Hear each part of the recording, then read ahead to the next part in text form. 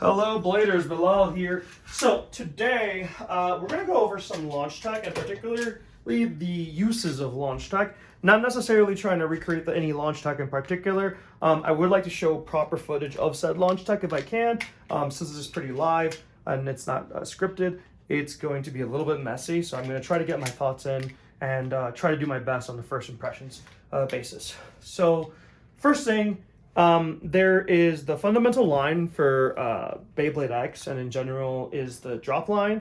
There's two, it's the drop and the reverse, but they're pretty much like opposites of one another, I would say. And essentially, the drop line is a line where you go like this, and then you drop down here.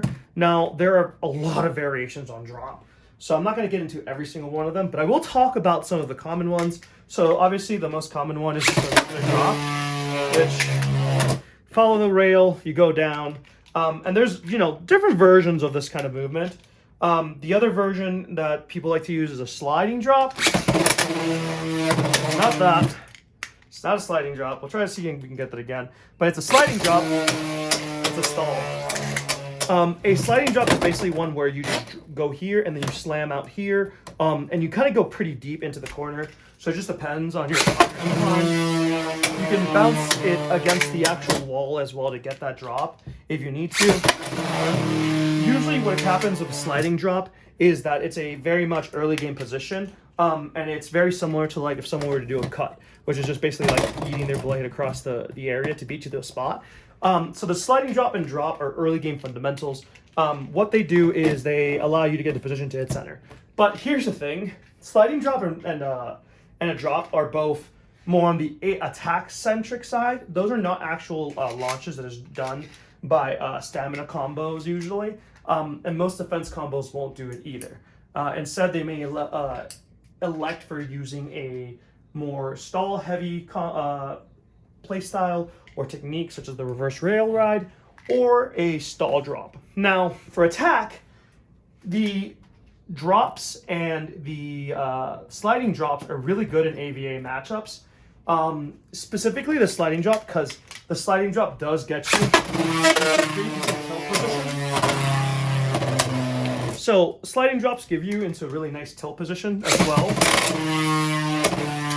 And they kind of, while you're in this tilt, you're going to hover around the general vicinity and area.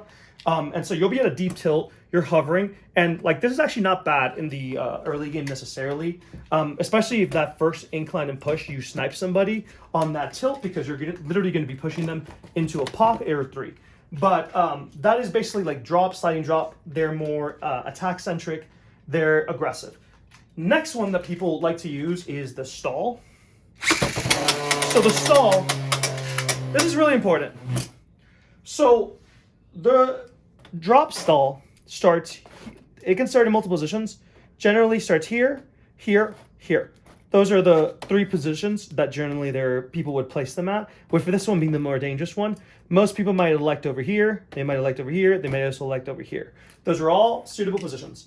Now, this is a high stall. If you start here, people usually when they do hostile, they start right here for a high stall. And then the other ones are just quarter stalls, essentially, right? Or you can consider them as a full stall experience. And what a stall does is it holds the space. So if you think about the arena as a space where you inhabit with the enemy blades, you are in a really safe position here, right? Like objectively speaking, yes, you can get killed. Someone coming off the top from here, someone coming off from the back from behind you. Those are positions where they can interact with you. But the stall, what it does is you hold that space, which is a relatively safe part of the arena, for a long period of time. Is it optimal? Yes and no. So it's both an attack versus stamina tool and an attack versus AVA tool. A lot of players will come here, and if they have better launch power, they have the more recoily blade, or the blade that has the better 1v1 there, they might actually elect to choose to play to hard telegraph and play to this area because they assume if you try to contest them that you're going to win. That's a big assumption, FYI. But that is a play style. And so what the rail stall does is allow you to essentially own this space and kind of claim it as your own and force the opponent to either contest you or wait you out. Now, this rail drop stall is incredibly potent, specifically in AVS. So unless the actual stamina player is running and using a reverse rail ride, which has some weaknesses to this drop stall as well.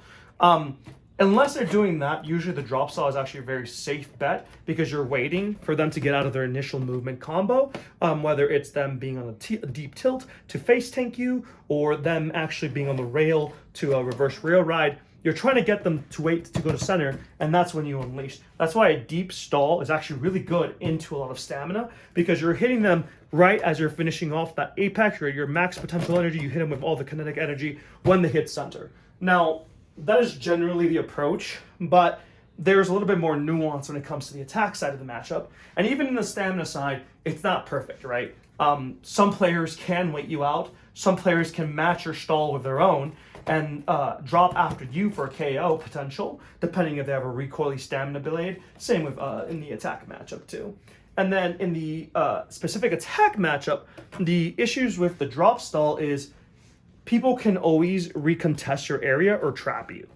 And by trap, I mean, if they go for a drop stall, what's stopping me from taking early center in a deep tilt and climbing back up and reversing after you, right? So that is like the kind of caveat that you have to think about for attack because it's a little bit more of a mind game when it's an AVA matchup. The drop stall does not necessarily get you the position or win that you want, but it is a very safe early position and play for the game.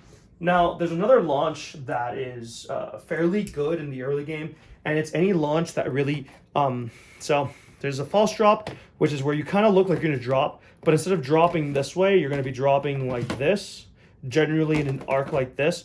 And what this buys you is open position, so that if someone contests you, so let's say this is going to be some advanced, this is going to be some kind of advice, right? Someone's contesting, they're hard forcing here. Let's say you can tell they want here. They want this corner.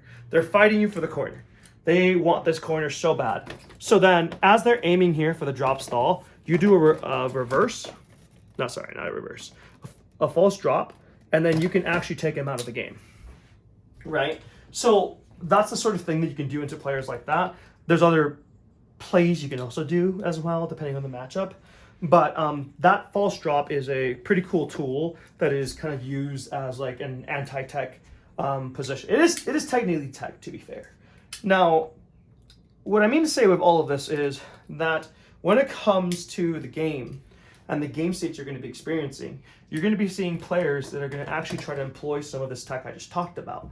And so players need to be able to think about what their opponent is going to do or what they think is the opponent's win condition other than KO. I mean, obviously KO is always a win condition in a variety of matchups, right? But what I mean by their win condition, right, is if a matchup were to go right for the player, what would that look like? And then what is the worst case scenario for that same matchup to go right for that player?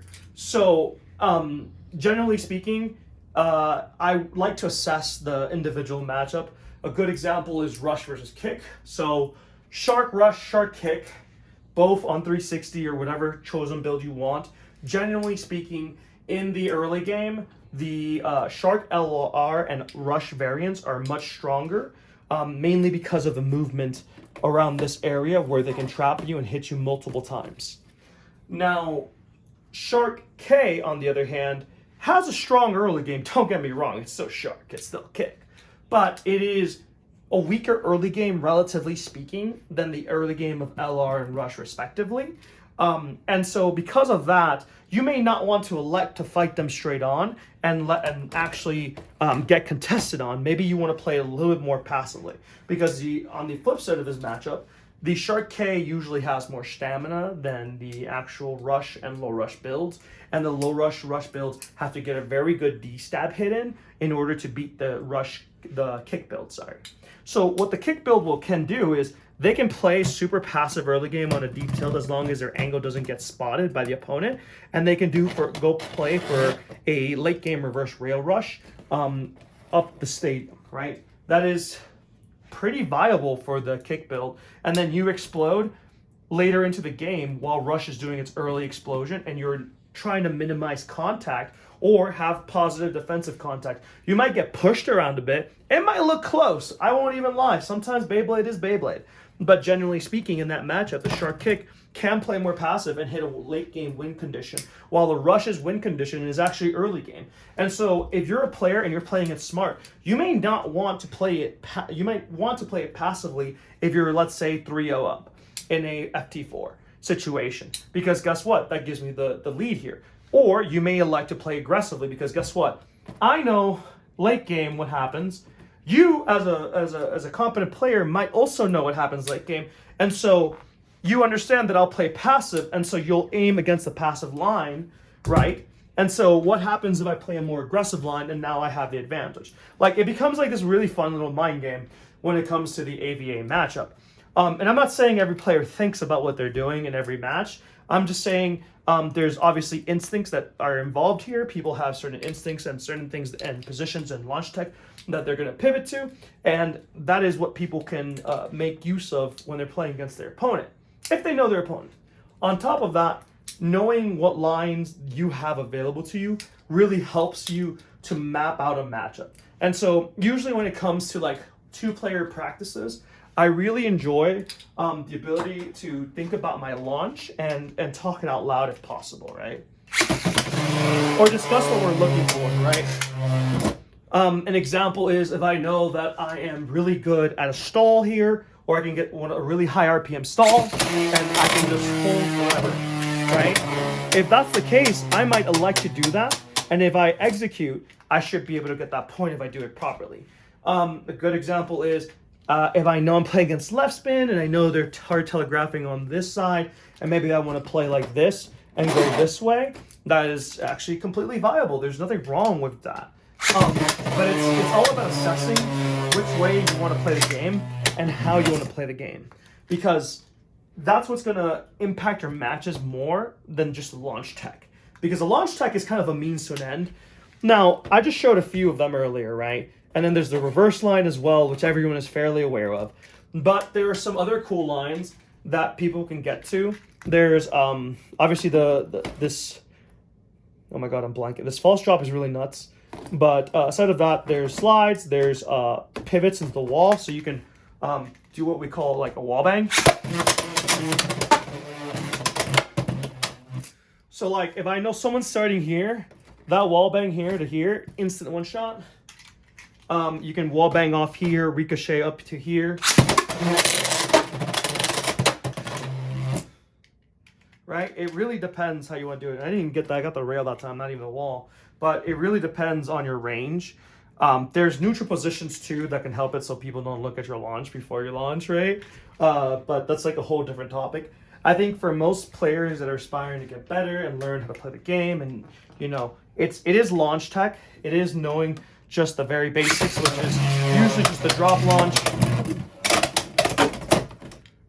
So it is like, yeah, the drop launch, the drop stall, the reverse rail ride.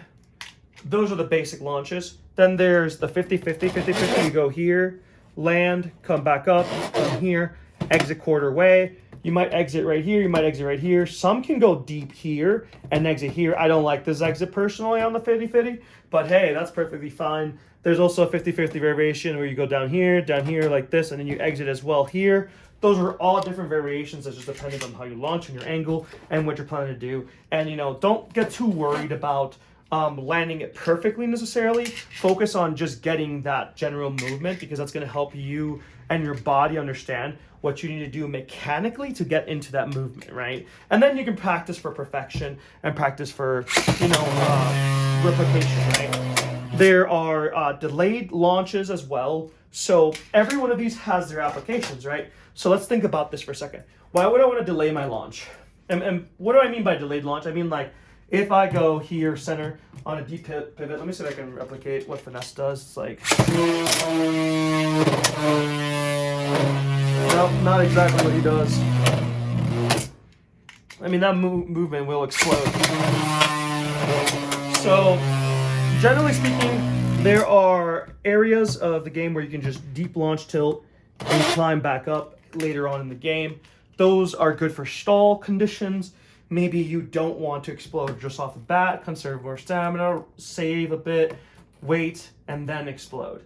because your game plan may not be early game. It might be mid game. It might be trying to hit them even in the late game if you're playing stamina, right? That's why a lot of stamina players, generally speaking, really do like the reverse row ride launch, right? It's very effective.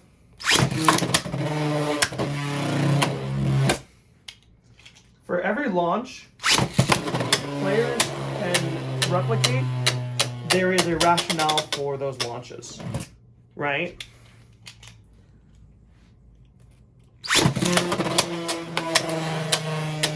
This reverse row ride in particular is incredibly effective on dodging your opponent in certain places and launches, especially if you're taking up the top side of the map.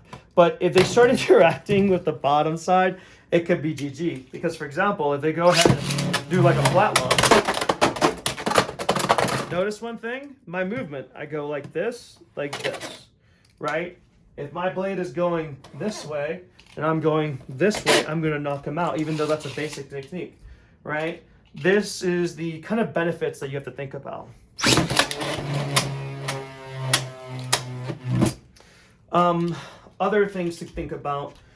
In terms of gameplay, the first thing I always recommend players is understand what your win condition is. What is you as an individual in this matchup? What is required for you to win the game? So if I'm playing stamina versus Wizard Rod, free ball versus Shark low rush. Let's just say that.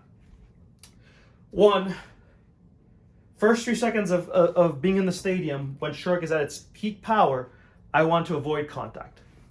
2, if I get contact, it should be contact that is not completely negative for me. So I need to minimize negative contact for as long as possible and maximize positive contact. So this can mean a lot of things, right?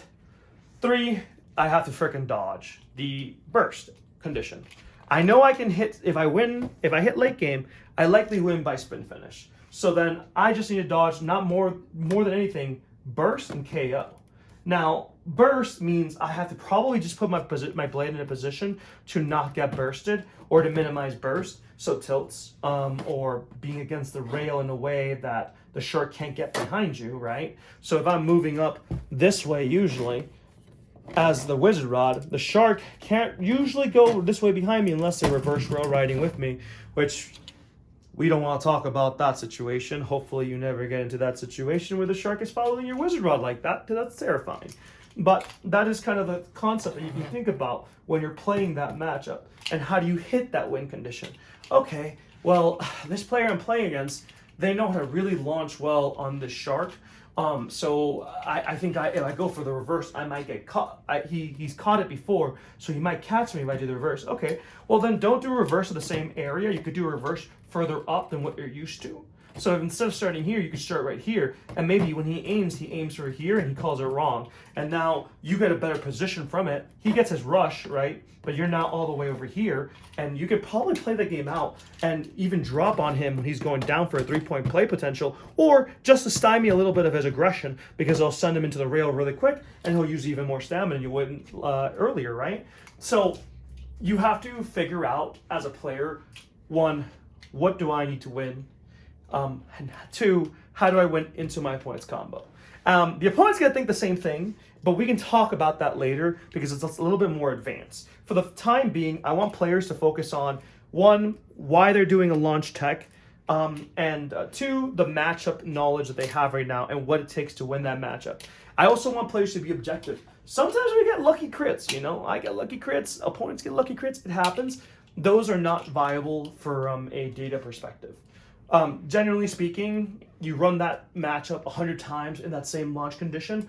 If you have a lucky crit that goes your way, it's not going to happen more than 25% of the time. So it's not worth practicing for bad situations. It's better to work on good situations and maximizing how many positive outcomes you can have. And if those positive outcomes don't swing your way, that's fine. I've had a lot of launches recently where my opponent might be here and I'm coming here, like directly here, and then I get extreme, even though I'm the one initiating contact. Now, it happens. That is bad luck, but I am not going to stop taking positions that are advantageous for me. I won't be, if it's a 75-25, that's worth taking in any day of the week. With that being said, I hope this was helpful for the YouTubers and folks in my community that have been kind of interested in this topic a bit more. I do want to make this a little bit more scripted next time because I do want to talk about more on these launches and what one can get out of them. There's quite a few, even things like a wall bang. Again, that hit the freaking rail. But these launches actually have a lot of impact. These slides, all of them are very helpful. And you can really take certain areas of the map. Taking center isn't bad either if you know your opponent's taking center. It just depends. In fact, usually there are times where taking center is okay, even on attack. It just depends on what it is. Like if you're stationary attack, taking center is probably what you want to do anyways, right? So keep that in mind. As for what should I do if it's a combo I don't know how to play into, you experiment. That's where the launch deck helps because you want to get a feel for certain matchups. And you might, if you have a best of series, that's fine. If it's just like FT7 or 4 or 5, no best of, might be harder. But you want to get a feel for how your opponent plays. And usually in a longer series, the player with more experience usually wins out. It's usually how it is. So get a feel for your opponent, get a feel for it. Do a launch tech against your opponent. See how they respond. Do your launch tech. You know how to get to your position. You know how to do it, right? You don't even have to look. Just look at their launcher, look at the opponent, and then do your launch. And look how they respond. Do they change their position? Do they do their own thing? How are they launching, right? Think about that when you're looking at your opponent. And then pay attention to the slight things as you get better into the game. Pay attention to slight things. There are a lot of different movements, especially on string, because string obfuscates the person's hand. But there's a lot of weird little movements that a person on string can use that others aren't available, like don't have the availability, right? These are different positions, and it looks completely different. And it plays completely different in some experiences. And players can actually recreate these movements, and they know what these movements will do, right? So please pay attention. Please look at your own launches. Think about your win conditions. And from there, we can move on to the next phase. Because at this point, if you're listening to a video like this, you're already trying to hit into the advanced level where you're trying to understand what your opponent's launches mean and how to play your win condition, right? The only reason you're here is because you want to learn more. So let's begin with the very basics. Learn your launches, learn your matchups, think about how to hit the victory in that matchup, and think how that launch technique is going to do so. Because that's going to be what's going to get you more wins over time than anything else. It's this game, combo matters, but at the end of the day, two players, same combos and everything, generally speaking, the player that has either the better luck or the better skill is going to win, right? Anyways, Bladers, it's everything. Have a great day, folks.